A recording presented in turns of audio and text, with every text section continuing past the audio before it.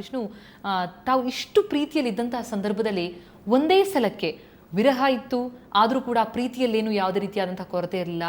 Sudden ಆಗಿ ಲಕ್ಷ್ಮಿ ಯಾವಾಗ ತಮ್ಮನ್ನು ಅವಾಯ್ಡ್ ಮಾಡೋಕ್ಕೆ ಆರಂಭಿಸಿದ್ರು, ಏನಾಯಿತು ಅಂತ? ಅಂದರೆ ಮೇಡಮ್, ನಾನು ಪುನಾದಾಗಿರೋದ್ರಿಂದ ಲಕ್ಷ್ಮೀದು ಏನು ಪ್ರಾಬ್ಲಮ್ ಐತೆ ನಂಗೆ ಗೊತ್ತಾಗಲಿಲ್ಲ ರೀ ಮೇಡಮ್. ಅದಕ್ಕೆ ಲಕ್ಷ್ಮಿ ಕಾಲ್ ಹಚ್ಚವ್ರಿ, ಲಕ್ಷ್ಮಿನ ರಿಸೀವ್ ಮಾಡ್ತಿರ್ಕಿಲ್ರಿ. ನಾನು ಸಾಕಷ್ಟು ಕಾಲ್ ಹಚ್ಚಿದಾಗ ಇವ್ರ ಅಕ್ಕಾರ ರಿಸೀವ್ ಮಾಡೋರು. ಇಲ್ಪ ಆಕಿ ಹೊರಗಡೆ ಹೋಗ್ಯಾಳು, ಇಲ್ಪ ಆಕಿ ಪ್ರತಿ ಸಲ ಹಂಗೆ ಹೇಳಕತ್ತಾರೆ. ಆಯ್ತು ಬಿಡು, ಈಗ ನಾಳೆ ಎತ್ತಾಳ ಅಂದ್ಬಿಡ್ದ ಅವ್ರ ಅಕ್ಕಾರ ಪಾಪ ಇನ್ನು ಭಾಳ ಹತ್ತತಾನ ಹುಡುಗ ಅಂತಂದು ಇಲ್ಪ ಆಕಿನ ದವಾಖಾನೆಗೆ ಅಡ್ಮಿಟ್ ಮಾಡಿದ್ದು. ಎಲ್ರಿ ಕೀಲು ಆಯ್ತಂದು ಇಮಿಡಿಯೇಟ್ಲಿ 2 ದಿನಕ್ಕೆ ಅನ್ಕೊಡ್ದು ಬಂದೇ ಬಿಟ್ಟೇನಿ ರೀ. ನಾ ಕೆಲಸ ಬಿಟ್ಟು ಬಂದ ಊರೊಳಗೆ ಹೇಳಿ, ಇಲ್ಲ ನಾ ಬೆಳಗಾವ್ದಾಗ ನಮ್ಮ ದೋಸ್ತದನೋ ಅಲ್ಲಿ ಹೋಗಿ ಬರ್ತೇನೆ. ಆಯ್ತಪ್ಪ ಹೋಗು, ಹುಷಾರಲ್ಲೇ ಹೋಗು, ಮತ್ತು ಕೆಲಸದಿಂದ ಬಂದವನು ಈ ಕಡೆ ಹೊಂಟಿದ್ವಿ, ನಮಗೇನು ಗೊತ್ತಾಗೋತು ಅಂದ್ರಿ. ಆಯ್ತಂದ ನಾನು ಬೆಳಗಾವ್ಗೆ ಬಂದ್ರಿ ಮೇಡಮ್. ಬೆಳಗಾವ್ಗೆ ಬರ್ಬಿಡ್ದು ಈಕಿ ಲಕ್ಷ್ಮೀ ರೀ ಸ್ವಲ್ಪ ರೀ ಇವು ಬರಳು ಎಲ್ಲೂ ಅಷ್ಟೇ ಕಾಣ್ತಿತ್ತು ರೀ. ನಾ ಶಾಕ್ ಆಗಿಬಿಟ್ಟು, ಅಷ್ಟು ಸಣ್ಣ ಆಗ್ಬಿಟ್ಟಿದ್ದಾರೆ, ಅಷ್ಟು ಸಣ್ಣ ರೀ, ಎಲ್ಲೂ ಅಷ್ಟೇ ರೀ. ವೀಕ್ನೆಸ್ ಅಂದ್ರೆ ವೀಕ್ನೆಸ್ ರೀ. ಲಕ್ಷ್ಮಿ ಎಲ್ಲಿದಾಳ ನಾ ಕೇಳ್ತಾನು, ಅಲ್ಲೇ ಮಕ್ಕೊಂದಾಳ ನೋಡಪ್ಪ ಆಕೆ ಅಂದ್ರೆ. ಏನಾಗೈತಿ ಅಂದ್ರೆ ಯಾರೂ ಹೇಳಿಲ್ರಿ ನನಗೆ. ಇಲ್ಲ ನಿನ್ನ ಪಾಡಿ ನೀವು ಹೋಗ್ಬಿಡು, ಅದಲ್ಲ ನಾ ಹೋಗ್ತೀನಿ, ಆದರೆ ಏನಾಗೈತೆ ಅಂತ ಕೇಳ್ಕೊಂಡು ಹೋಗ್ತೀನಲ್ಲ ಅದು ನಾ ಏನ್ರಿ. ಅವಾಗ ಲಕ್ಷ್ಮಿ ಅಂದಳು, ಇಲ್ಲ ನಂಗೆ ಏನು ಹೇಳಕ್ಕೆ ಹೋಗತ್ತು, ನೀವು ಹೋಗಿ ನನ್ನಿಂದ ದೂರ. ಏನಾರು ಆಗತ್ತೆ ಹೇಳು, ನಾ ಒಟ್ಟ ಬಿಡ್ಲಿಲ್ಲ ರೀ, ಹಠ ಹಿಡಿದೀನಿ ರೀ. ಏನಾಗತ್ತೆ ಹೇಳು ಹೋಗ್ಕೊಂಡು. ಇಲ್ಲ ನನಗೇನೋ ಕ್ಯಾನ್ಸರ್ ಐತತ್ತ ಡಾಕ್ಟ್ರ್ ಹೇಳ್ಯಾರು. ಯಾವಾಗ ಆತೇನೆ ನಾಯೇನು ಅವಾಗ ಅಂಜಲಿಲ್ರಿ ಒಟ್ಟ. ಯಾವಾಗ ಆತೇನಿ ಹಾಗೆ ನನಗೆ ಸರಿಯಾಗಿ ಊಟ ಹೋಗೋತಾಗಿತ್ತು ಅಂತಲೇ ದವಾಖಾನೆ ತೋರಿಸ್ಕೊಂಡು ಈಗ ಕೇಳಿ ಒಳಗೆ ಹಿಂಗಂದ. ಎಷ್ಟು ಸಮಯ ಆಗಿತ್ತು ಲಕ್ಷ್ಮಿ ಆವಾಗ? ಮೇಡಮ್ ರೀ, ನಮ್ಗೆ 2 ತಿಂಗಳು ಅಷ್ಟೇ ಆಗತ್ತೈತ್ರಿ. ನನಗೆ ಹೊಟ್ಯಾಗ ಒಂದು ದೊಡ್ಡ ಗಂಟೆ ಈಗಾದರೂ ಐತ್ರಿ ಅಂತಾರಿ. ಪ್ರತಿ ಸಲ ಚೆಕ್ ಮಾಡ್ತಾರೆ, ಅದ ಸ್ಪ್ಲೀನ್ ಅಂತ್ರಿ. ಅದು ಒಂದು ಮಗು ಟೈಪ್ ಬೆಳೆದ್ ಬಿಟ್ಟಿತ್ರಿ ಅವರು. ಆಮೇಲೆ ನನಗೆ ಹಶು ಆಗದಾಗ ನಮ್ಮ ಸರ್ ಎಲ್ಲರೂ HIV AIDS ಪ್ರಿವೆನ್ಷನ್ ಒಳಗೆ ಕೆಲಸ ಮಾಡೋದ್ರಿಂದ ನಾ ನರ್ಸ್ ಅಂತ ಕೆಲಸ ಮಾಡ್ತೀನಿ ರೀ. ಅವಾಗೆಲ್ಲ ಕೆಲವು 2 ಸಾರಿ ಅದು ನಂಗೆ ಪ್ರಿಕ್ ಆಗಿತ್ತು ರೀ, ಬ್ಲಡ್ ಅದು ರೀ. ಅದು HIV ಕರೆಕ್ಟ್ ನಾ ಟೆಸ್ಟ್ ಇದನ್ನ ತೆಗಿಯೋ ಮುಂದೆನ ರೀ. HIV ಇದ್ದವ್ರದ್ದಲ್ಲ, ನೆಗೆಟಿವ್ ಇದ್ದವ್ರನ್ನ ತೆಗಿ ಮುಂದೆ ಆಗಿತ್ತು ರೀ.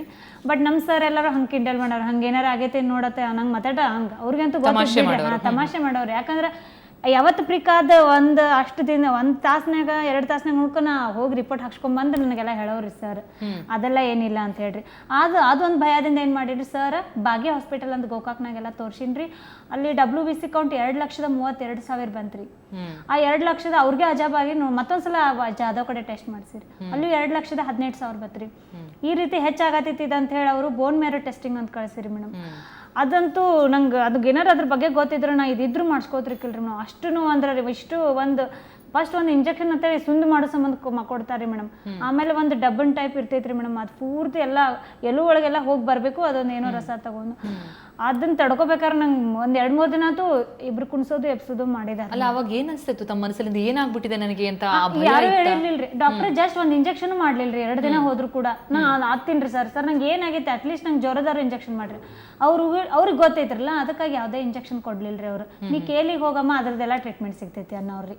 ಅಲ್ಲ ನಿಮ್ಗೆ ಈ ವಿಷಯ ಗೊತ್ತಾದ ಮೇಲೆ ವಿಷ್ಣು ಹೇಳಬಾರ್ದು ಅಥವಾ ನಮ್ಮ ಈ ಪ್ರೀತಿ ಹೀಗೆ ಇರುತ್ತೆ ಆದ್ರೆ ಅವ್ರನ್ನ ಆ ಥರದ ಭಾವನೆಗಳು ಯಾವಾಗ ಬಂತು? ಯಾವಾಗಂದ್ರೆ ಮೇಡಮ್ ನನಗೆ ಅಡ್ಮಿಟ್ ಮಾಡ್ಕೊಂಡ್ರಿ. ಅಡ್ಮಿಟ್ ಮಾಡ್ಕೊಂಡ ತಕ್ಷಣ ನನಗೆ ಕ್ಯಾನ್ಸರ್ ಆಯ್ತದ ಗೊತ್ತಾದ ತಕ್ಷಣ ಆಮೇಲೆ ನನಗೆ ಒಂದು ಫುಲ್ ಈ ಹೇರ್ಸ್ ಟೈಪ್ ಎಲ್ಲ ಮುಖ ಕೈ ಕಾಲ ಉಗುರು ಒಳಗೆಲ್ಲ ಬಂದ್ಬಿಟ್ಟಿತ್ರಿ. ಇಂಜೆಕ್ಷನ್ ಕೊಡಂಗೆ ಅವ್ರು ನನ್ನ ಬ್ಲಡ್ ತೆಗಿಬೇಕಂದ್ರೆ ಎಲ್ಲಿ ತೆಗಿಬೇಕಂತ ಅವ್ರಿಗೆ ಗೊತ್ತಾಗೋತ್ರಿ. ಕಾಲೊಳಗೆ ಬ್ಲಡ್ ತೆಗ್ದಿದ್ದಾರೆ ನಂದು. ಅವಾಗ ಅಂದ್ರೆ ನರ ಇಲ್ಲ, ಎಲ್ಲೆಲ್ಲ ಚುಚ್ಚಿ ತೆಗೆದ್ರು ನಾ ಒಟ್ಟು ಗಪ್ಪ ಹಿಂಗೆ ಮಕ್ಕೊಳಕ್ರಿ. ನಂಗೆ ನೋವಾಗೋದು, ಆಮೇಲೆ ಗಪ್ಪ ಮಲ್ಕೊಳ್ಳೋದು. ಅದನ್ನೆಲ್ಲ ನೋಡಿ ನಮ್ಮವ್ವ ಅಡ್ಮಿಟ್ ಆಗಿ ಗೋಕಾಕೊಳಗೆ ಉಳಿದು ಬಿಟ್ರಿ. ಆಕಿ ಅಲ್ಲಿರಿ ಅಪ್ಪ ನೋಡ್ರೆ 1-2 ದಿನ ಊಟ ತರೋದು ಹೋಗೋದು. ವಿಷ್ಣುವನ ಬಂದ್ರಿ, ನಮ್ಮ ಅಕ್ಕನ ಕಾಲ್ ರಿಸೀವ್ ಮಾಡ್ಕೊಂಡು ಬಂದ್ಮೇಲೆ ನಾ ವಿಷ್ಣುಗೆ ಅನ್ರಿ, ನೀನು ನನ್ನ ಮರ್ತು ಬಿಡು ನಾ ಮರಿತೇನೆ, ನೀನು ಇಲ್ಲಿಂದ ಡಿಸ್ಚಾರ್ಜ್ ಆಗಿ ಮೊದಲು ನಿನ್ನ ಮನೆಗೆ ಬಿಡ್ತು, ಆಮೇಲೆ ನೀನು ಮರಿತಾನೆ ಆಗೇನು ಪ್ರತ್ಯೇಕ ಅಂದ್ರಿ ಅವ್ರು. ಅವಾಗ ರೀ ಇವ್ರು ಅವ್ವ ಅಪ್ಪ ಅದು ಪಾಪ ಅವರು ಅಡ್ಮಿಟ್ ಆಗಿಬಿಟ್ರಿ ಇಂಥ ಸೀರಿಯಸ್ ಕೇಳಿ. ನಮ್ಮ ಮನ್ಯಾಗಂತೂ ನಾ ಯಾರಿಗೂ ಹೇಳಿರ್ಕಿಲ್ರಿ ಮೇಡಮ್. ಅವಾಗ ಲಕ್ಷ್ಮಿ ಕಡೆನೇ ನಾನೇ ಇದ್ಬಿಟ್ಟಿನಿ ರೀ. ಇವ್ರ ಅಕ್ಕಾರು ಎಲ್ಲರೂ ಹೋದ್ರಿ. 10 ದಿನ ಹಾಸ್ಪಿಟ್ಲಾಗ ಕೆಲಸ ಬಿಟ್ಬಿಟ್ಟು ಬಂದ್ಬಿಟ್ಟಿದ್ದೆ. ಕೆಲಸ ಬಿಟ್ಟು ಬಂದ್ಬಿಟ್ಟಿನಿ. ನಮ್ಮ ಮನ್ಯಾಗ ಕಾಲ್ ಹಚ್ಚಿದ್ರಿ, ಎಲ್ಲಿದ್ದೀಪ ನೀನಂದ್ರು. ಇಲ್ಲ ನಮ್ಮ ದೋಸ್ತನ ಕಡೆ ಊರಿಗೆ ಬಂದನು, ಒಂದು 10 ದಿನ ಆಕೈತಿ, ಆದ ನಂತರ ಬರ್ತೇನೆ ಅಂತ. ಇಲ್ಪ ಮತ್ತು ಬಂದವ ನಾವು ಮನ್ಯಾಗೂ ಇಲ್ಲ, ನಾವು ಹೆಂಗದು ಅಂತ ನೋಡಿಲ್ಲ, ಸಡನ್ಲಿ ಯಾಕೆ ಹೋದಿ ಅಂದ್ರೆ ಇಲ್ಲ ಕೆಲಸ ಐತಿ ಸ್ವಲ್ಪ ಅದು ಮುಗಿಸ್ಕೊಂಡು ಬರ್ತಾನು. ಅವನು ಒಂದು ಸ್ವಲ್ಪ ಪುನಃದಾಗ ಕೆಲ್ಸಕ್ಕೆ ಯಾವುದನು, ಅದಕ್ಕೆ ಅವನು ಅವರಪ್ಪ ಅವ್ರವ ಇಲ್ಲೇ ಇರಂದಾರತ್ತೇನ್ರಿ. ಆ ನಂತರ 10 ದಿನ ಆದ ನಂತರ ಎಲ್ಲ ನಾನೇ ಹೇಳೋದು ಕುಣಿಸೋದು. ಅವಾಗ ನಾವು ರೀ ಜನಗಳು ಎಲ್ಲ ಅಲ್ಲಿ ಆಜು ಬಾಜು ಇದ್ದವ್ರು, ಈ ಹುಡುಗ ಯಾರು ಇಷ್ಟು ನೋಡ್ತಾನೋ ಇವ್ ಯಾರು ತನಗುಡ್ದ ಈಗ ಯಾರಿಗೂ ಹೇಳಿಲ್ರಿ ಅವಾಗ ಅಲ್ಲಿ ಆಜು ಬಾಜುದವ್ರಿಗೆ ಇಲ್ಲ ನಮ್ಮ ಫ್ಯಾಮಿಲಿಯವ್ರಿಗೆ ಗೊತ್ತಿತ್ತಾ ಆ ಟೈಮ್ನಲ್ಲಿ? ನಮ್ಮ ಅವ್ವ ಅಪ್ಪ ಗೊತ್ತೈತ್ರಿ, ಇವ್ರಿಗೆ ಗೊತ್ತಿರ್ಲಿಲ್ಲ ರೀ. ನಾ ಹೋಗಿ ಬಂದು ಮಾಡ್ತಿದ್ದೀನಿ ರೀ, ಬರ್ತಿದ್ನಿ ಅಲ್ಲೇನ. ಅವರು ಹೇಳ್ಬೇಕಂದ್ರೆ ಭಾಳ ಒಳ್ಳೆಯವ್ರು ಅದಾರ ರೀ. ನಂಗೆ ಅಂದೆ ಒಂದು ವಿಷಯ ಹೇಳ್ಕೊಬೇಕಂದ್ರೆ ಮೊದ್ಲಿಂದಾರು ನನ್ನ ಜೊತೆ ಚಲೋನೇ ಇದ್ರಿ, ಅದೇನಿಲ್ಲ ರೀ. ಬಟ್ ಕ್ಯಾನ್ಸರ್ ಆಗೈತೆ ಅಂದ್ರೆ ಒಬ್ಬ ಮಗ ಅಂದ್ರೆ ಅವ್ರು ಅಂಜುದ್ರಾಗ ಏನೂ ತಪ್ಪಿಲ್ಲ ರೀ, ಅದನ್ನ ಒಪ್ಕೋತೀನಿ. ಬಟ್ ನಮ್ಮಿಬ್ಬರ ಪ್ರೀತಿ ನಾವು ಬಿಟ್ಕೊಡೋಕ್ಕಾಗಲಿಲ್ಲ, ನಾನು ಇವ್ರನ್ನ ಬಿಡೋಕ್ಕಾಗಲಿಲ್ಲ. ಆಮೇಲೆ ರೀ ಆ ಉದ್ದೇಶಕ್ಕಾಗಿ ನಾವು ಮದುವೆ ಆಗ್ಯಾವ ರೀ. ಅದ್ರ ಮದುವೆ ಆಗ್ಯಾವ ಅಷ್ಟೇ ಕರೆ ಅವಾಗಿಂದ ನಂಗೆ ನಮ್ಮ ಅವ್ವ ಅಪ್ಪ ಹೆಂಗೆ ನೋಡ್ಕೋತಾರೆ ಹಂಗಾರೆ ನಾ ಇನ್ನೂವರೆಗೂ ಹೇಳ್ತೀನಿ ರೀ ನಿಮ್ಗೆ. ಒಂದು ಬಟ್ಟೆ ಸುದ್ದಿ ತೊಳೆದಿಲ್ಲ ರೀ ನಾ ಇನ್ನೂವರೆಗೂ. ಒಂದು ಸ್ವಲ್ಪ ಮ್ಯಾಲಿಂದೆಲ್ಲ ಅನ್ನ ಸಾಂಬಾರು ಮಾಡೋದು, ಕಸ ಹೊಡೆಯೋದು, ಭಾಂಡೆ ತೊಳೆಯೋದು ಅಷ್ಟೇ ಮಾಡ್ತೀನಿ ರೀ. ಒಗ್ಯಾನ್ ತೊಳೆದಿಲ್ರಿ, ಒಂದು ರೊಟ್ಟಿ ಮಾಡಿಲ್ರಿ ಇನ್ನೂವರೆಗೂ. ನಂಗೆ ಹೆವಿ ಕೆಲಸ ಹಚ್ಚಂಗಿಲ್ಲ. ಅಂದ್ರೆ ಏನ್ರಿ ನನ್ಗೆ ಒಬ್ಬ ಮಗಾರನ ಅನ್ಸ್ತಾರ್ರಿ ನಮ್ಮ ಮನೆಯೊಳಗೆ ನಂಗೆ ಸಂಬಂಧ. ಅಲ್ಲ, ನಿಮ್ಮ ಮನಸ್ಸಲ್ಲಿ ಏನ್ ಅನಿಸ್ತಾ ಇತ್ತು? ನೀವು ಅಷ್ಟು ಪ್ರೀತಿಸಿದಂತಹ ಹುಡುಗಿಗೆ ಈ ತರ ಒಂದು ಸಮಸ್ಯೆ ಆಗಿದೆ ಅಂತಂದಾಗ ಎಂಥವ್ರಿಗಾರು ಆಘಾತ ಆಗುತ್ತೆ. ಹೌದ್ರಿ ಮೇಡಮ್, ನನಗೂ ಒಂದ್ಸಲ ಭಯ ಆಗ್ಬಿಡ್ತ್ರಿ. ಯಾಕ ಇದು ಎದರಿಂದ ನಂಗೂ ಅಂತ ಗೊತ್ತಿಲ್ರಿ ಇದು ಕಾರಣ, ಆದ್ರೂ ಬಂದೈತಿ, ನಾ ಏನ್ ಮಾಡ್ಬೇಕು ಇದರಿಂದ ಅಂತಂದು ವಿಚಾರ ಮಾಡೇನ್ರಿ ಮೇಡಮ್. ನಾನು ಆವಾಗಿನ ಕೈಲಿಂದ ತಂದು ಬಿಟ್ಟಂತಾರ 1 ವರ್ಷ ಅವಾಯ್ಡ್ ಮಾಡಿಡ್ರಿ, ಫುಲ್ ಅವಾಯ್ಡ್ ಮಾಡಿಡ್ರಿ. ಬೇಡ ನನ್ನಿಂದ ನೀ ದೂರ ಹೋಗ್ಬಿಡು ಇಲ್ಲ ಇಲ್ಲ ಅನ್ಕೊಂಡನ ಹಂಗ ಈಕಿ ಜೊತೆ ನಾನು ಫುಲ್ ಇದಾದೇನಿ. ನಿಮ್ಮ ಮನಸ್ಸಲ್ಲಿ ಏನ್ ಅನ್ಸ್ತಾ ಇತ್ತು ಅಂದ್ರೆ, ಒಂದು ಕಡೆ ಅವರಿಗೆ ಕಾಯಿಲೆ, ಇನ್ನೊಂದು ಕಡೆ ಅವರು ನಿಮ್ಮನ್ನ ಅವಾಯ್ಡ್ ಮಾಡ್ತಾ ಇದ್ದಾರೆ, ಬೇಡ ನೀನು ಹೋಗು ನಿನ್ನ ಜೀವನ ನೋಡ್ಕೋ ಅನ್ನುವಂತ ಮಾತಾಡ್ತಾ ಇದ್ದಾರೆ. ಅದೇ ನಿಮ್ಮ ಮನಸ್ಸಲ್ಲಿ ಏನ್ ನಿರ್ಧಾರ ತಗೊಳ್ತಾ ಇದ್ದಾರೆ? ನನ್ನ ಮನಸ್ಸಲ್ಲಿ ಒಂದೇ ಐತ್ರಿ ಮೇಡಮ್, ಲವ್ ಮಾಡಿದೀನಿ. ಫಸ್ಟ್ ಪೈಲ ನಾನು ಅವಳಿಗೆ ಹೇಳಿದ್ದೆ ಏನಂದ್ರೆ, ನಿಂದು ಏನೇ ಕಷ್ಟ ಇದ್ರು ನಾನು ಮದುವೆ ಆಗ್ಬೇಕಂತ ನಾನು ಹೇಳಿದೆ. ಇಂಥ ತೊಂದರೆ ಒಳಗೂ ನಾನು ಬಿಟ್ರು ನಾನು ಮನುಷ್ಯ ಅನ್ನೋಕೆ ಲಾಯಕಲ್ಲ. ನನಗೆ ಏನೇ ಕಷ್ಟ ಬಂದ್ರು, ಮೊದಲಿಂದ ಚೆನ್ನಾಗಿರ್ತಾನೋ ಕಷ್ಟ ಐತಿ, ಈಗೂ ಕಷ್ಟ ಬಂದ್ರು ಒಟ್ಟು ನಾ ಏನೋ ಒಂದು ಫೇಸ್ ಮಾಡ್ಬೇಕು ಅನ್ನೋ ಸಂಬಂಧ ಇವಳಿಗೆ ಮದುವೆ ಆಗಕ್ಕೆ ನಾನು ರೆಡಿ ಆದೇನಿ ರೀ. ಇಲ್ಲ ನಾನು ನಿನ್ನ ಮದುವೆ ಆಗ್ತಾನೆ ಅಂತೇನ್ರಿ. ಇಲ್ಲ ಸುಮ್ಮ ಮಜಾಕ್ ಮಾಡಬೇಡ, ಯಾರೂ ಆಗಂಗಿಲ್ಲ. ಇವರಪ್ಪ ಅವರ ಒಂದು ಅಜಾಬ್ ಆಗಿಬಿಡವ್ರಿ. ಹುಡುಗ ಮೊದಲು ಕ್ಯಾನ್ಸರ್ ಆಗಿ ನನ್ನ ಮಗಳು ಕ್ಯಾನ್ಸರ್ ಆಗೈತೆ ಅಂತ ಬಿಡ್ತಾನ ತಿಳ್ಕೊಂಡೀನಿ, ಆದರೂ ಇವ್ ಬಿಡ್ಲಿಲ್ಲ. ಇವ್ರಪ್ಪಾರ ಬಂದು ನಂಗೆ ಕಾಲು ಬಿದ್ದಿರಿ ಹೇಳ್ಬೇಕಂದ್ರೆ. ಮೊದಲೆಲ್ಲ ನಂಗೆ ಕುಡುಗೋಲು ತಗೋತೀರಿ, ಕಡಿತೀನಿ ನೀ ಬಂದ್ರೆ ಮನೆಗೆ ಅಂತ. ಹಿಂದಾಡೆ ಕಾಲು ಬೀಳಂತ ನನಗೂ ಒಂಥರ ಆಗಿಬಿಡ್ತು. ಇಲ್ರಿ ನಾ ಒಂದ ಮಾತಾಡಿ ನೋಡ್ರಿ, ಸಾಯ್ದ ಮುಂದೆ ನಾನಾರ ಲಘು ಸಾಯ್ಬೋದು, ಇಲ್ಲ ಆಕ್ಯಾರ ಲಘು ಸಾಯ್ಬೋದು. ಈಗ ಖಾಲಿ ಅದಾಳ, ನಾನು ಇಲ್ಲೇ ಹೊರಗೆ ಹೋದಾಗ ನಾ ಸಾಯ್ತೀನಿ ಅಂದ್ರೆ ಅವಾಗ ಹೆಂಗೆ? ಅದಕ್ಕೆ ಇರೋ ದಿನ ಒಟ್ಟಾಕಿ ನಾ ಚೆನ್ನಾಗಿ ನೋಡ್ಕೊತಾನು, ಮದುವೆ ಆಗ್ತಾನೆ.